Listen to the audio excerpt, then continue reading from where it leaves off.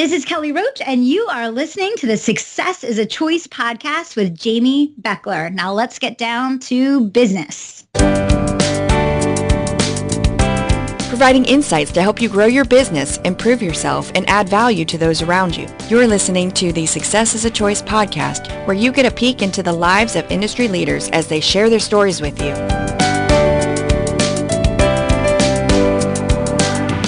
Welcome to Success is a Choice podcast. I'm your host, Jamy Bechler, and today's podcast is brought to you by Audible. Get a free audiobook download and 30-day free trial at audibletrial.com/Success is a Choice podcast. They have over 180,000 titles to choose from for your iPhone, Android, Kindle, or MP3 player. Now, I am really excited to talk with today's guest as he holds a special place in my life as he is the person that influenced and helped guide me to get my certification as a John Maxwell leadership coach. Jeff Raver is the founder and president of Begin to Win, a leadership and sales training company based out of Florida. He is also a John Maxwell certified national sales and leadership coach. He has experience in every aspect of the sales business and knows the process well. He has been a great friend and mentor as I have followed his path into building my own leadership and speaking business. And now let's join my interview with Jeff Raver. Jeff, when we first met a few years ago, we were both living in Marion, Indiana, and you had a six-figure corporate job, but decided to leave that all behind and start your own business. You're now in the leadership training space and sales training space, living in Florida. What was that thought process behind your move, and how has it been for you these last couple of years? Sure. So as you know, I spent 24 years in the corporate world back in Marion, Indiana. What was originally CVS Systems is now the Collins Group.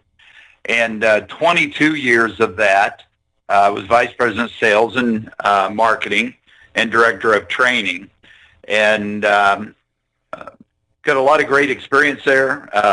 Obviously, when you're with the same company for 24 years, you have a lot of friendships. People become brothers there.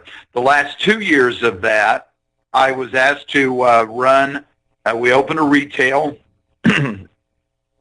company and selling dish, as you had mentioned, and I was asked to run that. We built that up to, at one time we had 7 locations and had about 80 employees. And I really, at that time, got to do what I love. I was spending nearly every day, some days 10, 12, 14-hour, 16-hour days, training new salespeople, coaching managers. The average age of most of the managers and salespeople was somewhere between probably 21, 24 years old. And so great people, great attitudes, but also very young when it become down to being a professional. And so a lot of times my wife would, I would come in from the driveway after sitting out there for an hour after a 12, 13-hour day, and she'd ask me, who'd you talk off the wall today? So a lot of coaching, a lot of training in how to handle employees and in different business situations. After a couple years, the company cut back on the locations, back to 1 location. This, obviously, my time spent training and coaching was down to almost nothing. I had obviously brought my 2-3 best salespeople and managers back to the retail store with me, and I found I really missed that. So after about probably 6-7 months, I remember having a discussion with my wife and saying, you know, at that time I was 61 years old or 60 and a half, and we had said all for years that at 65, retire from CVS, move to Florida, and become a full-time sales consultant trainer. And I remember coming home one night and telling my wife, say, you know what, I don't like this. I don't like sitting in an office. I don't like not being able to coach and train every day like I had been doing for the past 2 years and really 24 years. And I know this is going to sound crazy, but I think it's time for a career move. And we discussed it. She was very good at backing everything that I wanted to do. We would, I'm sure, with a lot of concern and anxiousness. But at that time, we decided to make the move, give up the six-figure income and the car and the insurance and all the things that come with that, and step out on our own to start my own consulting and coaching company. I don't think I've ever looked back and regretted it. If I had any regrets, it'd be that I didn't do it a lot sooner.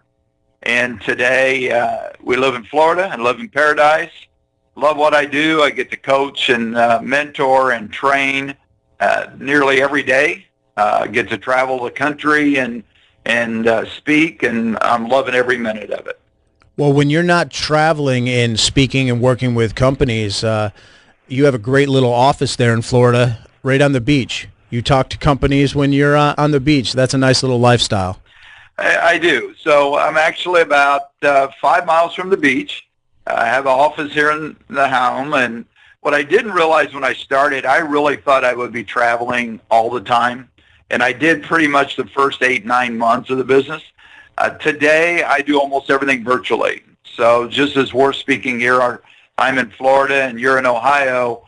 I have clients in probably 14, 15 states, and I do a lot of Zoom. So I use a professional webcam, professional microphones. I'm speaking face-to-face with them. I do a lot of live webinars. And unless I get invited in for all-day workshops or keynote speaking, I do it all right here, as you call it, on the beach in paradise. Now, part of when you decided to leave and go into full-time consulting and leave your day job, your executive corporate job, part of that was because you had the JMT DNA, as you told me when we met and talked about that, the John Maxwell team DNA. Talk a little bit about your experiences of joining the John Maxwell team and the training that you received and how that's helped you in consulting. Sure. So as we had talked, I've been doing sales training for, back when I had retail for almost 30 years.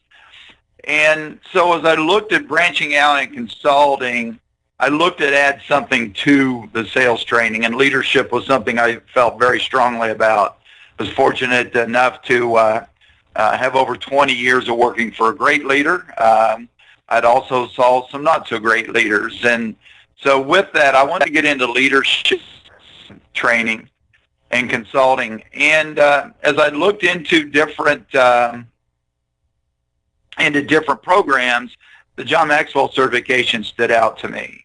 And as you talk about the JMT DNA, I didn't know what that meant when I signed up. I quickly learned from the faculty, and when I went to the certification, and the JMT DNA to me is very simple. It's about wanting to add value to others every day. And that's what the John Maxwell coaches do, as you well know. And I remember our sitting down and talking about that and discussing. And I told you I thought you would be perfect for that as well, because as I met you, you were athletic director at the high school, and I could see you always reaching out and wanting to help others. So the JMT DNA to me has stood out because it's something that I felt that I was called to do, and that is to work with others, help others, and add value to others. Well, in adding value, you went out on your own and you started a company, Begin to Win. You're the founder and president of Begin to Win. Where did that originate? How did you come up with Begin to Win? And talk a little bit about your company itself and how that's adding value to others in terms of how is it different than other sales trainers? There's a lot of sales trainers out there, but how are you differentiating yourself? And I imagine part of that is because of the JMT DNA where you're adding value. Yeah, so the Begin to Win actually comes from a book Zig Ziglar wrote a long time ago, and I was always I guess you could say, a disciple of Zig Ziglar growing up in the sales training. And I remember a good friend of mine who was a mentor, went out into consulting ahead of me, about a year before me. And we were talking on the phone once I made the decision to start my own company. And he was coaching me, and he said, one of the most important things you'll do is the name of your company. And he said what he had done was try to find something that was an acronym, something that you felt passionate about, something that you that was deep down in your soul that you want to do.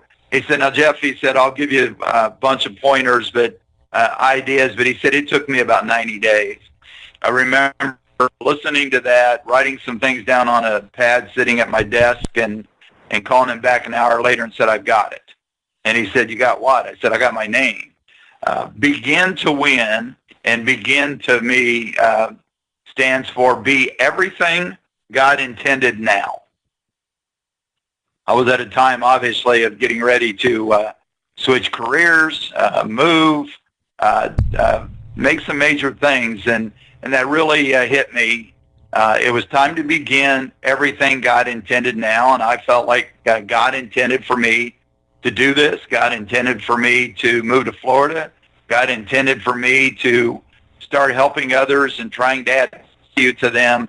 And obviously the JMT DNA fit that, although at that time I hadn't chosen to do that certification. But again, I think God intended. He knew where he would call me and where he was going to direct me. And so when it comes to doing the sales training, and then when I started doing the certification with the John Maxwell, I realized that I was a teacher, a mentor, I was a speaker, but I wasn't a good listener. To me, it was all about talking. That's what you do when you're a trainer. I stood in front of thousands of people over years talking. And through the JMT, I learned it's really about listening, and being a coach is about listening.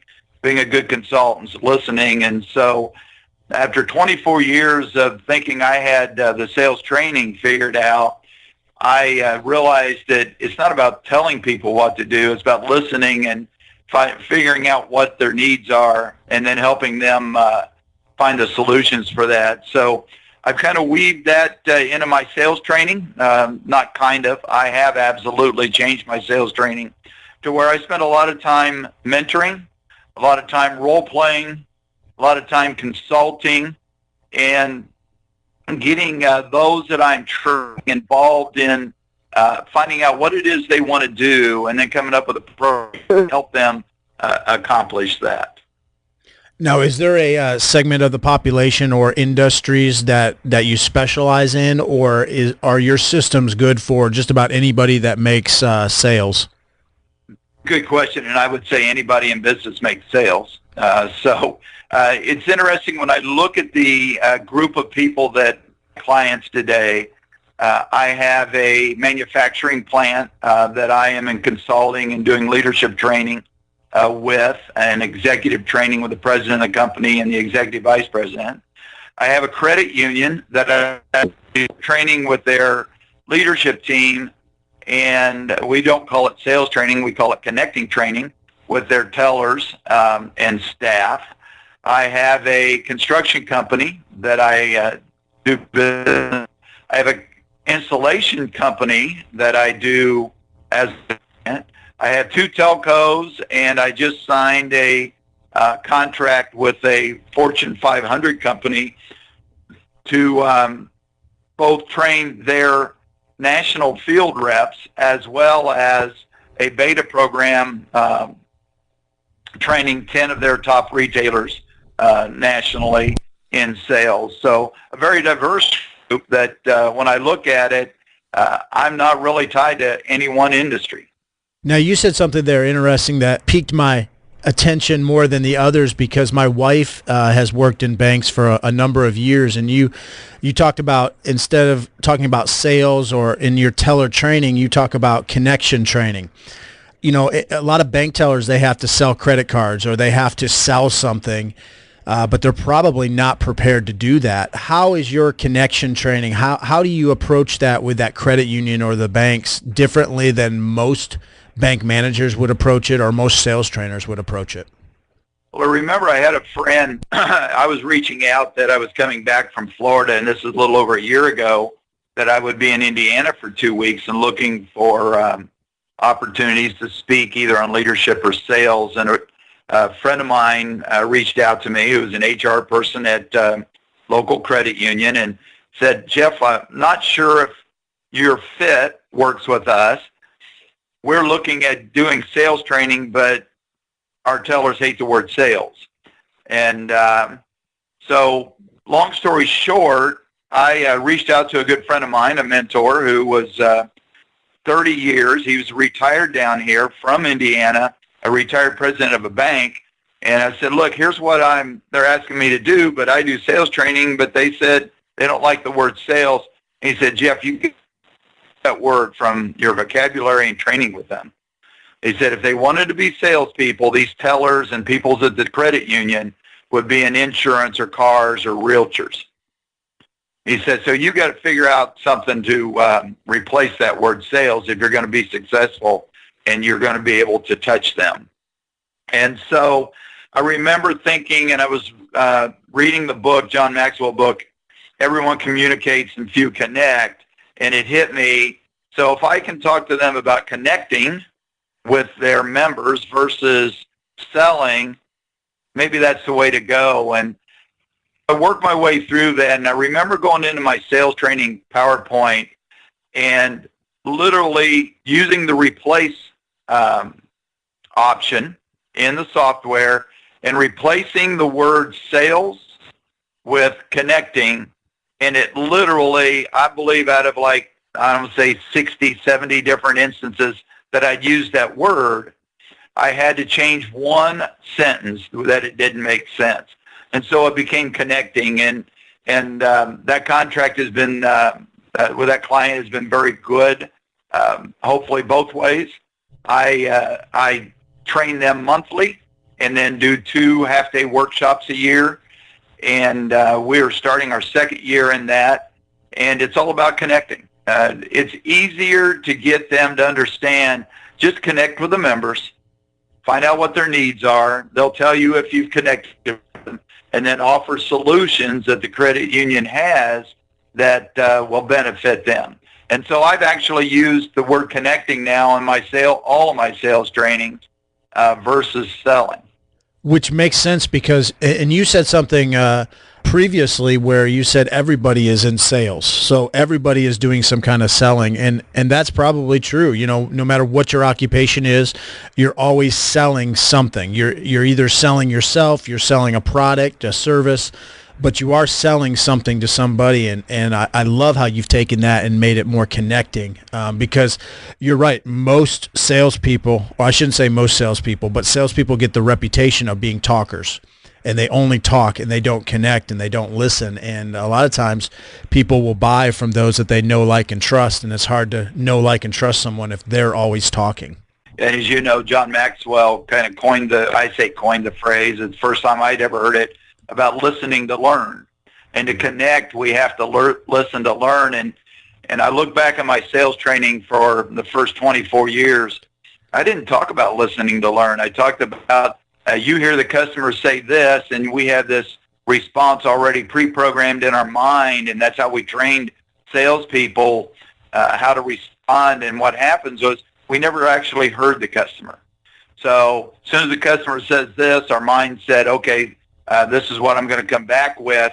And we never listened to learn. And I remember hearing John Maxwell saying, if you're going to connect with people, you have to listen to learn versus listen to reply. And I think the two of those go together, and they've really changed my sales training.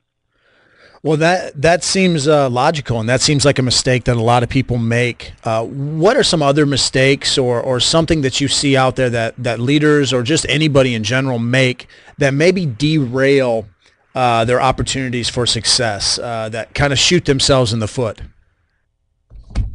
I think the biggest thing, and looking back, and I've met a lot of leaders.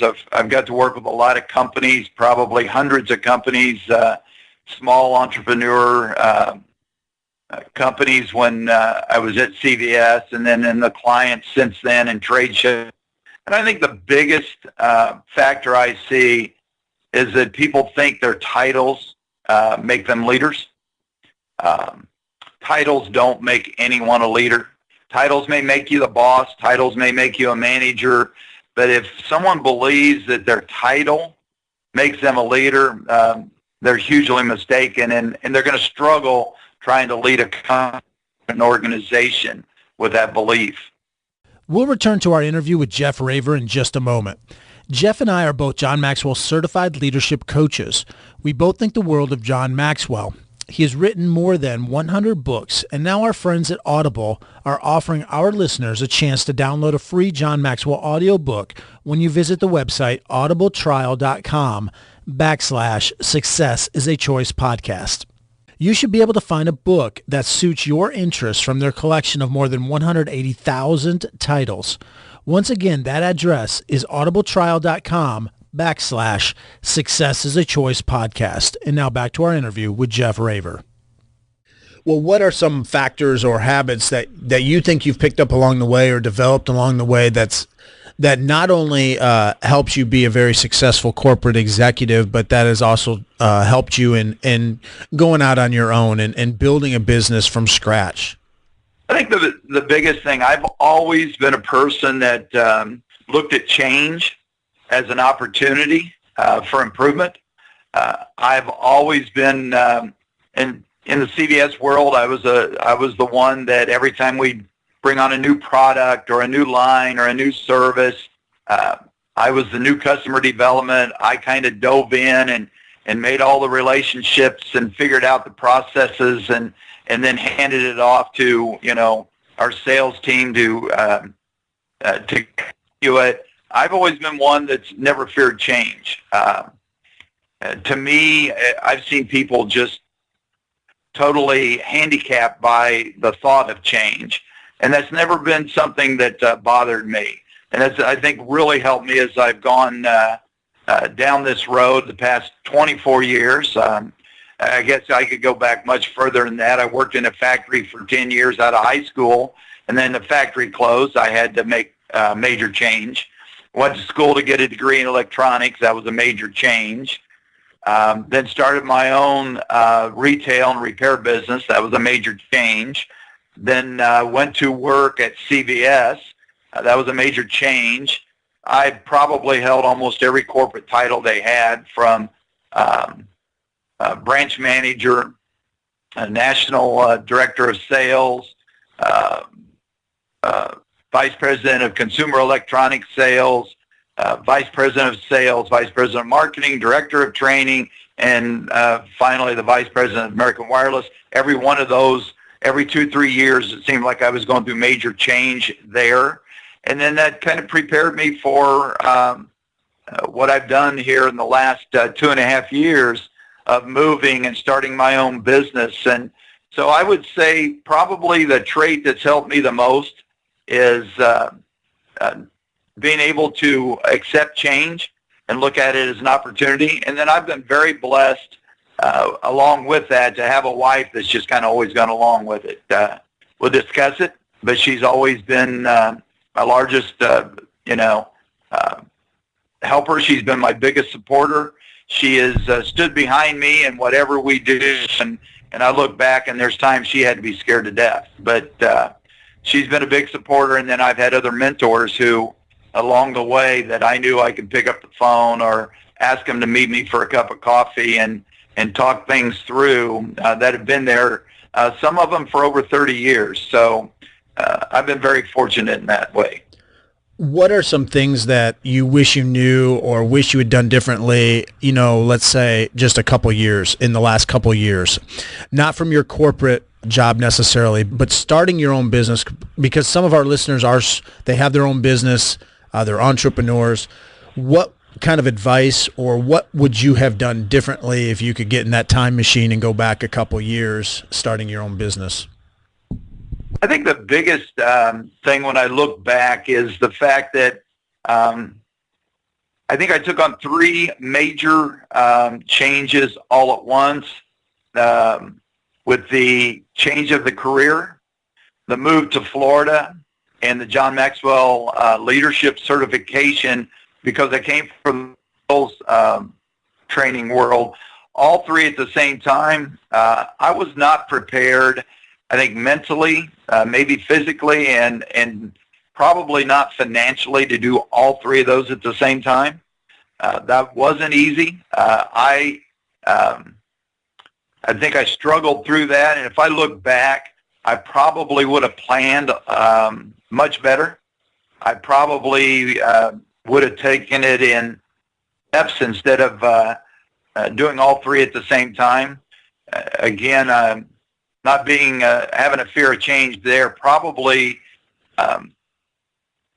was a detriment to me to a degree, because I just jumped and didn't look, and it was there were some times there that were a little scary. There were times that were a lot scary, and both mentally and financially.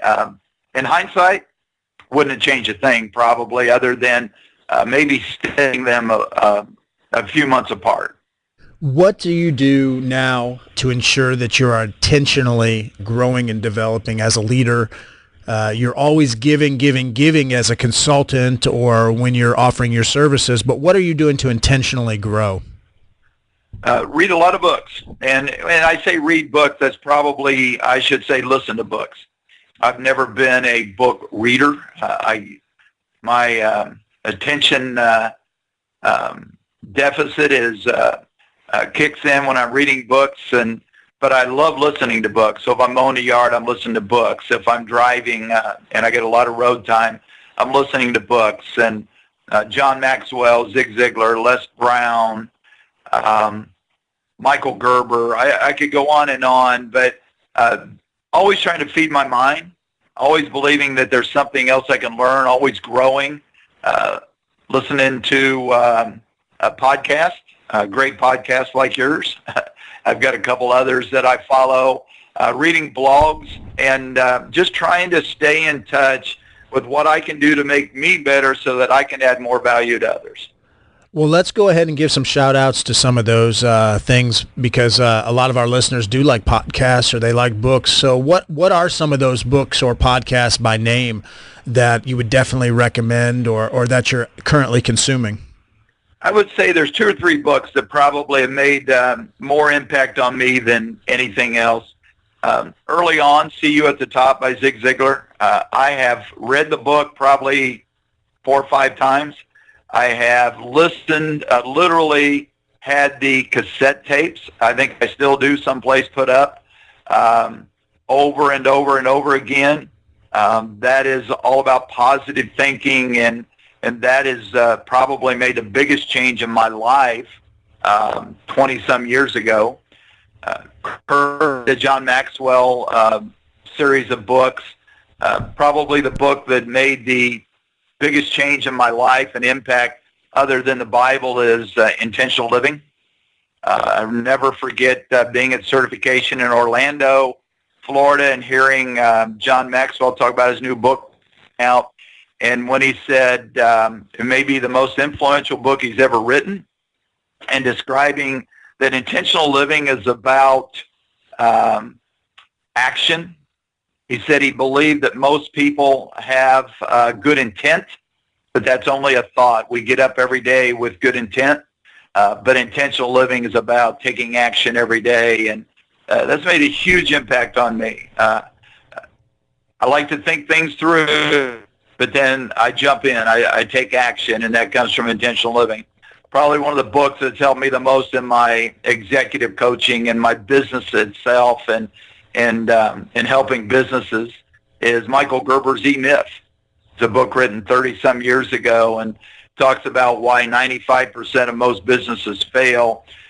All of my clients, I highly recommend that. It is one of the first books, and I use it in a lot of my training. I use it in my workshops, combined with the John Maxwell. But it really gives great insight on why some businesses succeed when most businesses fail, and I highly recommend that book. And it's a book I go back to often as well.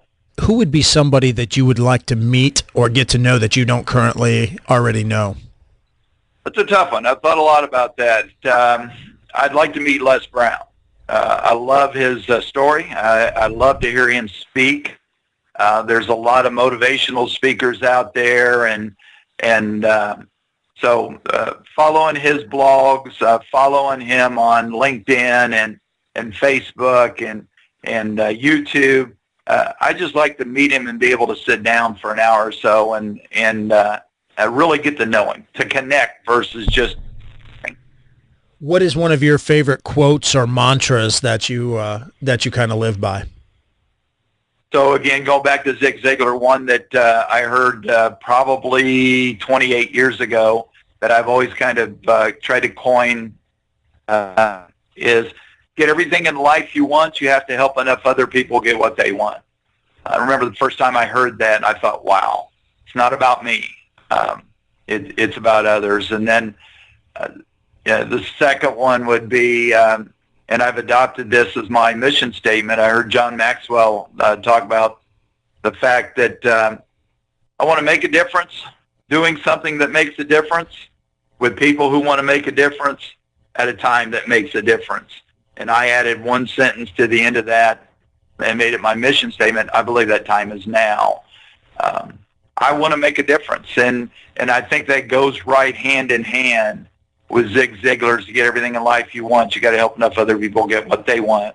So hopefully I've added value to people in the past 30 years of my life, 40 years. And I want to continue to do that until I'm no longer here. What reality show would you like to be on if you could be on any reality show? I would say Survivor.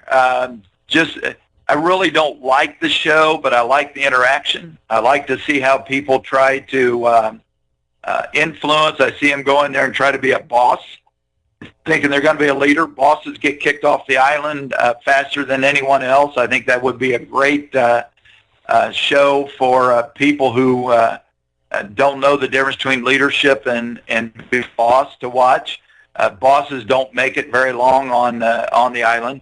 My wife says I should be on the cooking channel Chopped. I love to cook, and I'm one that follows recipes. I like to just throw different things in there and see how it comes out and how it tastes. So I would say either Survivor or Chopped, or maybe they'd have a Chopped on the island for Survivor and combine the two. So if you weren't doing the job that you are now, which you love to do, would you want to be an executive chef? Or what job would you want to do if you could do anything? I think and I've thought a lot about this. If I had all the money in the world and didn't have to do what I do to make a living, and I'd like to travel around the world and talk to youth, teenagers, young teenagers, high school, college age, and let them explain to them how much potential they have.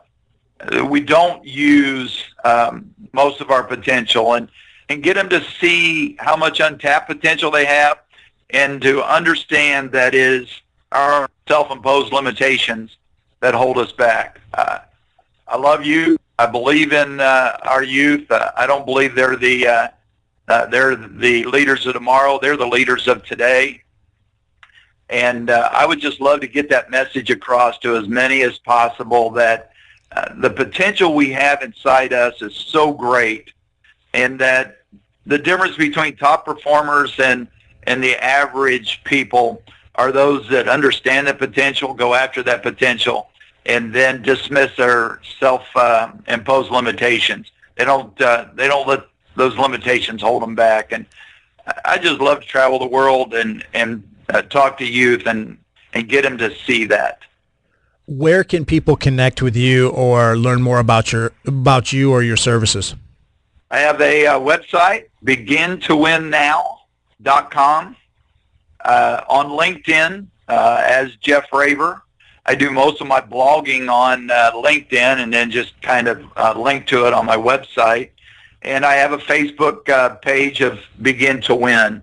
And so any of those, obviously also still have I have a Twitter account of Begin to Win. So, or they can call me. So my phone number's on any of those social media sites or my website, and if anyone just has has a thought that maybe I could come in there and add value to themselves or their company, I would love to just sit down and discuss it with them a little bit and see what their needs are and see if I have that solution.